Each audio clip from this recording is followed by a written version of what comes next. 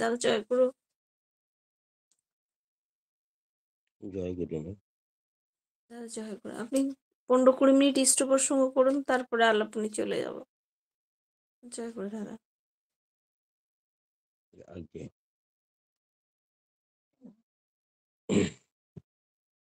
ওম ব্রহ্ম পরম ব্রহ্ম অকুল মালিক রাধার স্বরূপ দয়ালে রাঙারাত চরণ ভূমিষ্ঠ প্রণাম জানাই। জগৎ জননী শিশু বড়মা রাঙারাত চরণ ভূমিষ্ঠ প্রণাম জানাই। পরম পূজ্য পাদ শিশু বর্ধা রাঙারাত চরণ ভূমিষ্ঠ প্রণাম জানাই। আচার্য দেশু দাদা রাঙারাত চরণ ভূমিষ্ঠ প্রণাম জানাই। ঠাকুর পরিবার সকলকে রাঙারাত চরণে প্রণাম। এই লিঙ্ক উপস্থিত সবাইকে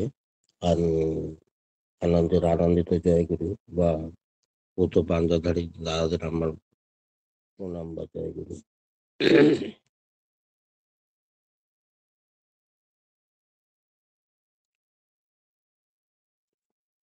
প্রথমত আমাদের ঠাকুরকে যে রুলস বা যে নিয়মগুলো দিয়েছে সেটি মেনে চলা সৎসঙ্গীদের প্রথম কাজ। যে ঠাকুরের দেওয়া পঞ্চনীতিকে যে মেনে চলছে, দেখা যায় বা সেটা লক্ষ্য করে দেখবেন ওরা কিন্তু প্রকৃত সৎসঙ্গী, যারা ঠাকুরের পঞ্চনীতি নিয়ে চলছে। যজন যাজন ইষ্টবৃত্তি সুস্থ নিষদাচার, এইটা যেটা দিয়েছে, কি কারণে দিয়েছে ঠাকুর? কি ঠাকুরের কোনো বেনিফিট আছে? ঠাকুরের নিজের জন্য দিয়েছে? তা দিয়েছে আমাদের ভালোর জন্য। যেটা ধরে, যেটা করে, যেটা গ্রহণ করে বা ঠাকুর যে রুলসটা দিয়েছে ওই রুলসে চলে অবলম্বন করে নিজের জীবনকে বা নিজেকে একটু ভালো করে গড়ে তোলা। ঠাকুর তো সবসময় চেয়েছেন যে আমরা প্রকৃত একটা মানুষ হয়ে যাই। তার জন্য ওই ঠাকুর যে পঞ্চনীতি দিয়েছে, ওই পঞ্চনীতিকে নিয়ে চলে যাওয়া, করা, এটা কিন্তু আমাদের প্রকৃত সৎসঙ্গীদের একটা দায় বা কর্তব্য। যদি সেটা একটা সৎসঙ্গী করছে, তাহলে সে তো প্রকৃত সৎসঙ্গী। কিন্তু যদি আমাদের সৎসঙ্গী না হওয়ার পরেও কিন্তু ঠাকুরের পঞ্চনীতি কোনো একটা অন্য সম্প্রদায়ের লোকও যদি মানে, উনি কিন্তু একটা সৎসঙ্গী। যার নিজের বাঁচা বাড়া, নিজের শরীরের, নিজের কর্মের, নিজের ব্যবসার সব দিকে যে ঠাকুরের রুলস গুলো ফলো করে নিয়ে চলছে, তারা কিন্তু প্রকৃত সৎসঙ্গী।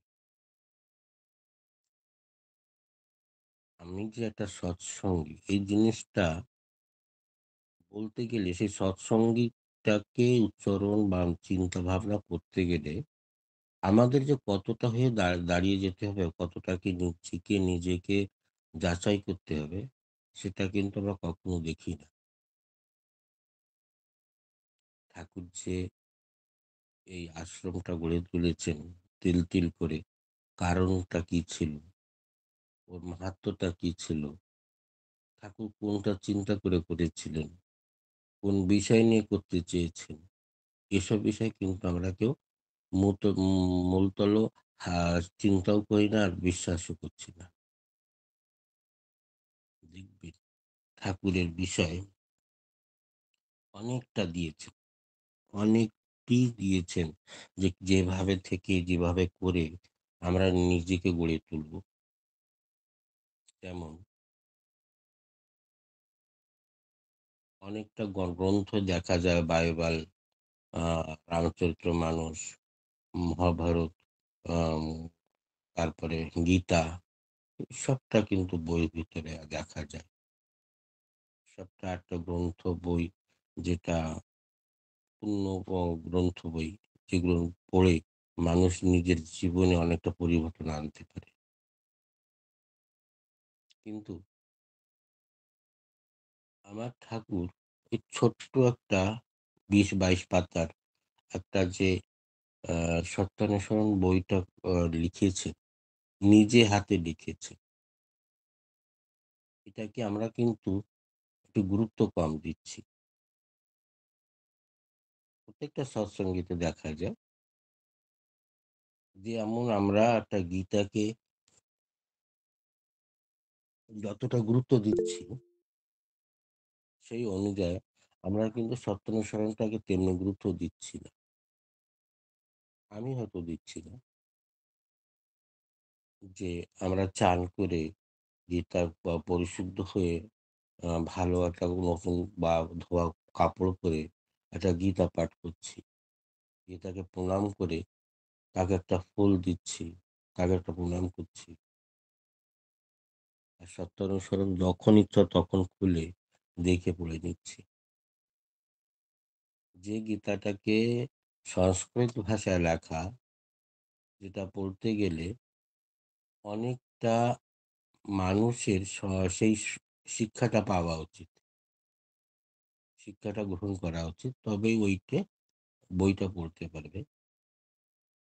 আর আ সত্যানুসরণটা একদম নরম ভাষায়, চলন্ত ভাষায় ঠাকুর লিখেছে। যেটা সহজ। ছোট্ট করে লিখেছে, ছোট্ট করে বুঝিয়ে দেওয়ার চেষ্টা করেছে। যে যেই যখনই কোনো একটা অসুবিধার ভেতরে পড়বে, একটা পরিবারের ঝামেলার ভিতরে পড়বে, তখন নাম করে এই বইটা, পুণ্যপুঁথি বইটা আর এই দুটো বই ঠাকুর কিন্তু মাস্ট করেছে। যখন যেকোনো অসুবিধাতে পড়লে এই দুটো বইকে প্রণাম করে যে পাতাটাই খুলবি সেই পাতাটা তোর আ স সমাধানের আ তোমার যে বিপদে আছো তার সমাধানটা এখানে লেখা আছে। এমন বড় কথা কে বলতে পারে?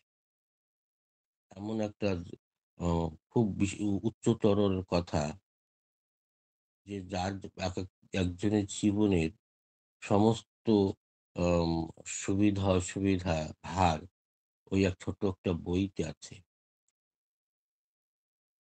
যে আরো ঠাকুর নিজের আ বিশ্বাসের যুক্ত করে বলছে, আমাদের বিশ্বাসটা যাতে আরো গাঢ় হয়, তার জন্য বলছেন যে, "আগে তোদের জীবনে যে অসুবিধাটা হয়েছে, এই বইটাকে প্রণাম করে যে পাতাটা খুলবি, সেই পাতাটায় কিন্তু তোমাদের সমস্যার সমাধান আছে।"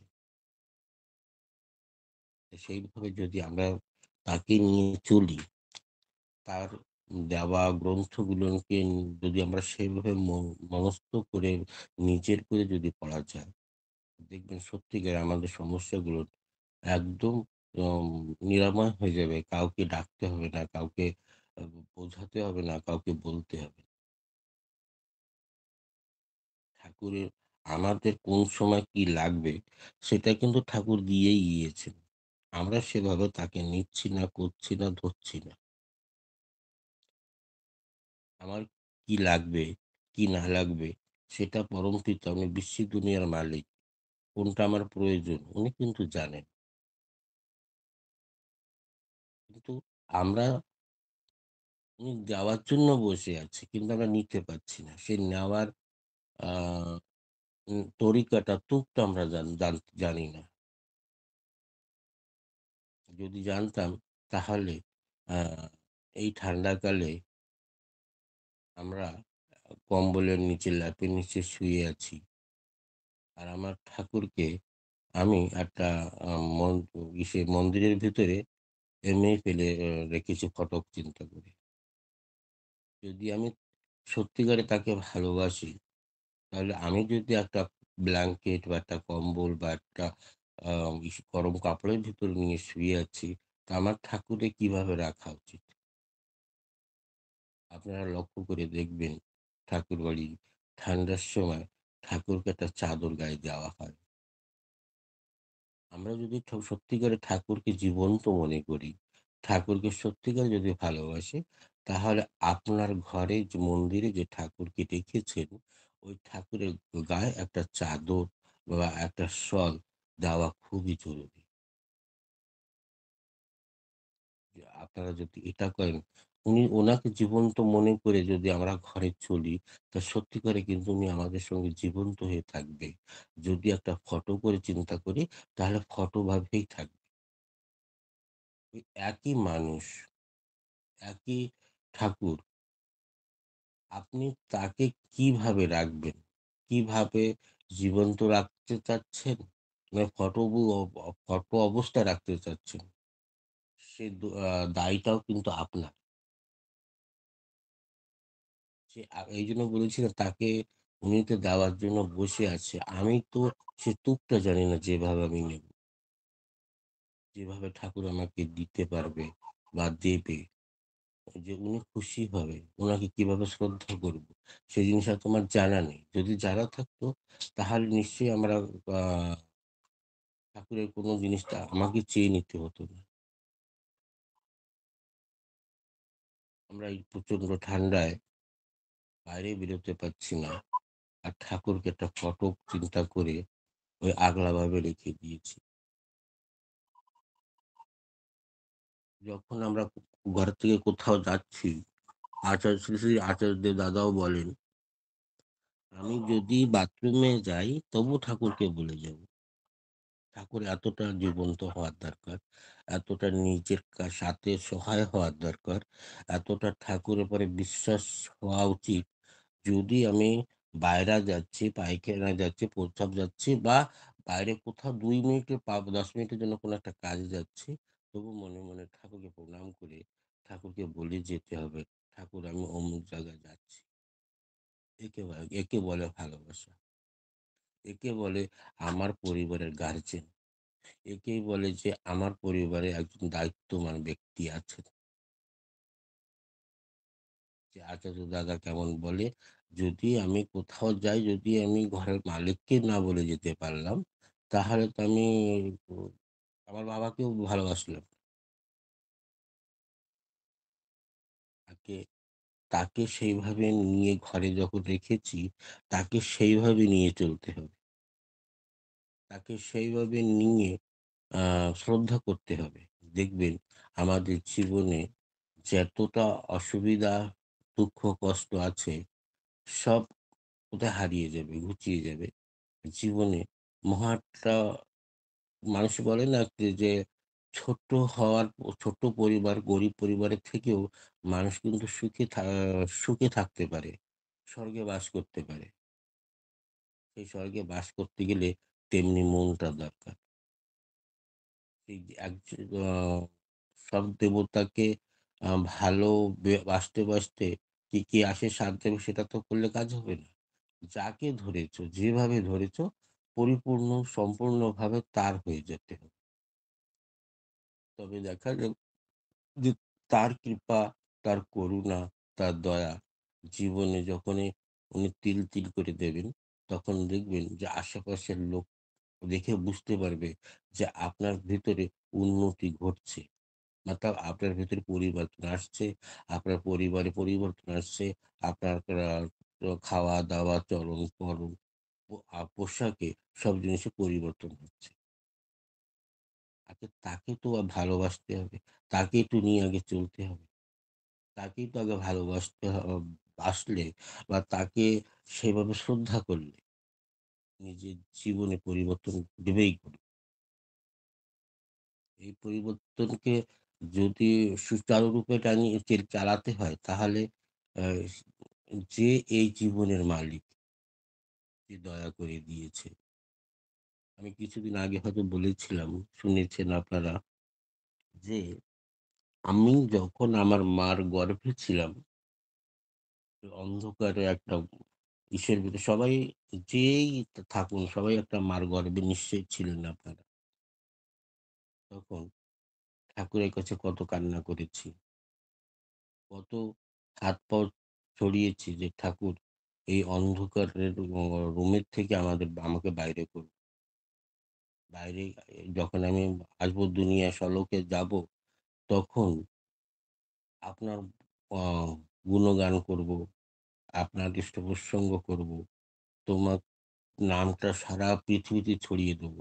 এ কথা কিন কিন্তু আমরা ঠাকুরের সঙ্গে বলেছি। ঠাকুরের সাথে কম্প্রোমাইজ করেছি। তখন আমাদের যখন ভূমিষ্ঠ হয়েছি, তখন এই জ্বলন্ত ঠাকুরের সাজানো গোজানো দুনিয়া দেখে সেটা কিন্তু আমরা ভুলে গেছি।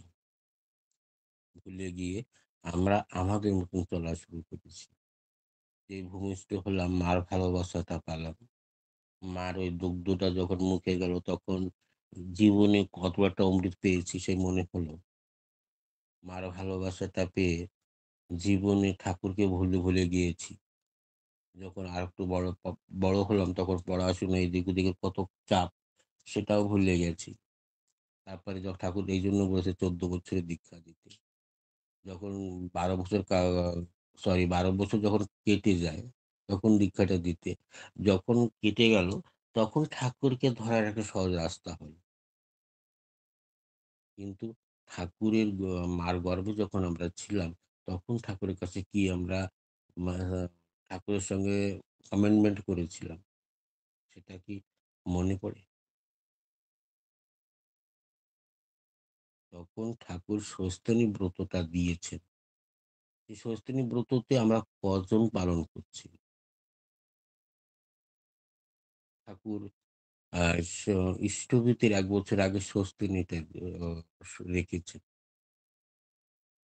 কয়জন আমরা আছি যে ঠাকুরের নীতি বিধানগুলো মানছি? কজনে স্বস্তিনী পালন করছি? ঠাকুর চেয়েছেন আগে নিজে সুস্থ হতে। তারপরে ১৯৩৭ স্বস্তিনী ব্র ব্রতটা স্থাপিত করেছেন। তার ১ বছর পরে ১৯৩৮ এ স্থগিত শুরু করেছে। তাহলে দেখা যাবে ঠাকুর আগে আমাদের বাঁচার জন্য কিন্তু রাস্তা দিয়েছে। স্থবির তো কত যুগে থেকে চলে আসছে। কিন্তু সেটা সুচারুরূপে ছিল না, সচল অবস্থায় ছিল না। আমার ঠাকুর এসে সেটা সচল অবস্থায় করেছেন। এইজন্য আ স্থবিরতা এমনটা ছড়িয়ে গেছে। যখন কৃষ্ণ ঠাকুর ছিলেন তখন স্থবিরটি হতো না। রাম ঠাকুর ছিলেন তখন স্থবিরটি করতেন। আর সেই প্রথাটা ছিল। কিন্তু সেটা শুষ্ক অবস্থায় ছিল, ছোট অবস্থায় ছিল। আমার ঠাকুর এসে সেটিকে সবার সামনে তুলে ধরেছে। যেভাবেই হোক ঠাকুরকে যেভাবে যে ধরেছে পেয়েছি তাকে সেইভাবে নিয়ে চলতে হবে, নিয়ে করতে হবে। দেখবেন জীবনে বড় একটা আনন্দ, বড় একটা পরিবারে ছোট্ট পরিবার থাকলে বড় করে আনন্দ পাওয়া যায় বা বড় পরিবার হলে আরো বিশেষ করে আনন্দ পাওয়া যায়। সবাইকে একসঙ্গে নিয়ে চলাফেরা যায়। সবাইকে নিয়ে ঠাকুরের সৎসঙ্গে গেলে মনে যে একটা আনন্দ ফুর্তি হয় সেটা দেখা যায়। ঠাকুরের কাজে লাগতে হবে, ডিপি ওয়ার্কে যেতে হবে, করতে হবে, শরীরটা ভালো হয়ে যাবে। সব দিক দিয়ে দেখবেন ধীরে আ পরিবর্তন হয়ে যাচ্ছে। লোক আপনাকে ভালোবাসা শুরু করেছে। লোক আপনার কথা শুনে চলাফেরা করা শুরু করেছে। আর ঠাকুর যে বীজ মন্ত্রটা আমাদের দিয়েছেন, ওটা একটা সম্মোহন বিদ্যা। আ আ একটা প্রথা থাকে, সেই প্রথাটা থেকে ওটা কিন্তু স্টার্ট হয়। যেটা ঠাকুর বলেছেন যে, যদি আমরা আজ্ঞাচক্রে ধ্যান করে বসি, ওটা তো বৈজ্ঞানিক পদ্ধতিতে একটা সিমেন্ট সেক্রেশন হয় আর আমাদের বডিটা ভালো থাকে, মাথার সেলস গুলো ভালো থাকে। এটা আ একটা বৈজ্ঞানিক প্রথা। আর যদি ইয়া অন্য টাইপের দেখা যায়, তা সেটা কিন্তু একটা সম্মোহন। সম্মোহন যে দুনিয়াকে আ বশ করতে পারে। একটা সৎসঙ্গী একটা কোথাও স্টেজে দাঁড়িয়ে যদি কথা বলে বা একটা সৎসঙ্গী এক জায়গা থেকে যদি আরেক জায়গায় যায়, তার কথা লোকে কেন শোনে? ওর কথাটাই শুনবে যে প্রকৃত সকালে বিকালে নাম করছে। কেন? সে নিজের সম্মোহন বিদ্যাটাকে ঠাকুরের নীতিবিধান দিয়ে জাগিয়ে তুলেছে। ঠাকুর তো বলেছেন যে, "তোরা খালি নাম কর, বাকি সব আমি করব। সকালে বিকালে নাম কর। এই বিশ্ব দুনিয়া সব তোর হয়ে যাবে।" ঠাকুর তো নিজেও সহজ ভাষায় বলে গেছে। নামটা করতে হবে। সকালে বিকালে যদি একটু প্রার্থনা করার পরে যদি আধ ঘন্টা ১ ঘন্টা করে ৪৫ মিনিট করে যদি নামটা করা যায়, তো পুরো বিশ্বটাকে কিন্তু আপনার মহল্লায় যার সঙ্গে আপনার পড়ছে না, একদম বনাবনই হচ্ছে না, দেখবেন সে আপনার চোখের দিকে তাকানোর সঙ্গে, সঙ্গে কিন্তু তার মাথাটা নিচু হয়ে যাবে। সে কিন্তু আপনার কথায় চলা শুরু করবে। এটা আমার তো বানানো কথা না। ঠাকুরই তো বলেছেন যে, আ তুই যা চাস, যা চাস মতলব সম্মান করে আ আমি যাকে ভালো চাই সে কিন্তু তোর বশে আসতে পারে। যেটা চাবি সেটা হবে। সেইভাবে আমরা চাইতে জানি না। সেইভাবে আমরা আ কিভাবে চেয়ে জীবনকে ভালো করতে হবে, যে পন্থাগুলো যে রাস্তাগুলো ঠাকুর দিয়ে গেছেন তাতে আমরা চলবো না, আবার কিন্তু আমি ফার্স্ট ডিভিশনে যেন পাস হই। আমি সারা বছর বইটা পড়বো না। কিন্তু পরীক্ষায় আমার ফার্স্ট ডিভিশন চাই। তা কি হয়? আমি ঠাকুরের ইষ্টবৃত্তি করব না, আর ঠাকুর আমাকে ভালো রাখবে। উনি কি দায় পড়েছে? ঠাকুরের কোনো প্রসঙ্গ করব না। ঠাকুরের কোনো জায়গায় কোনো সৎসঙ্গে যাব না। আর ঠাকুরের সামনে গিয়ে একদিন গিয়ে বলব যে, "ঠাকুর, আমার মার শরীর খারাপ, আমার স্ত্রীর শরীর খারাপ, আমার ছেলের শরীর খারাপ। ওকে ভালো করার দায়িত্ব তুমি। যদি ভালো করে দাও তাহলে একটা সৎসঙ্গ দেব।" ঠাকুর কি সৎসঙ্গের ভোকা? উনি ভালোবাসার ভোকা। উনি ভালোবাসার টানে উনি আপনার কাছে আসবে, আপনার কথা শুনবে। ওই একটা সৎসঙ্গ করলে, একটা সৎসঙ্গ দিলে কি ঠাকুর আপনার কথা শুনবে? সৎসঙ্গটা কেন দেওয়া হয়? কয়েকটা মানুষের, আমরা সৎ মানুষের এক জায়গা করে তাদের কথা শুনতে পারি, ঠাকুরের কথা আমরা শ্রবণ করতে পারি। আর সমাজটাকে, আশপাশটাকে পবিত্র করার জন্য। উৎসবটা কেন করা হয়? উৎসমুখী হতে। বর্ধনের দিকে বেরিয়ে যাওয়া, আগে বাড়ার জন্য উৎসব করা। জয়গুরু, হয়তো আমার সময় হয়ে গেছে। পরে বলা হবে। জয়গুরু। জয় গুরু দাদা, জয় গুরু। শুধু দাদা এতক্ষণ খুব সুন্দর করে আমাদের পঞ্চনীতি সম্বন্ধে আলোচনা করছিলেন, যে যজন যজন ইষ্টবৃত্তি স্বস্ত্যয়নী সদাচার মানলে কি হবে, এবং কখন থেকে এটা শুরু হয়েছে এবং কিভাবে পালন করব, তার সম্বন্ধে খুব সুন্দর করে আলোচনা করছিলেন। এবং তারপরে আমাদের নাম ধ্যানের কথা আলোচনা করছিলেন, যে নাম ধ্যান করলে কি হয়, আমরা খুব সমৃদ্ধ হই। দাদা যখন আলোচনা করেন, পরম পিতার কাছে আপনার সার্বিক মঙ্গল প্রার্থনা করি দাদা। খুব ভালো থাকুন, সুস্থ থাকুন এবং আনন্দে থাকুন, এই কাতর প্রার্থনা দয়ালি রাঙা রাতুল চরণে। জয়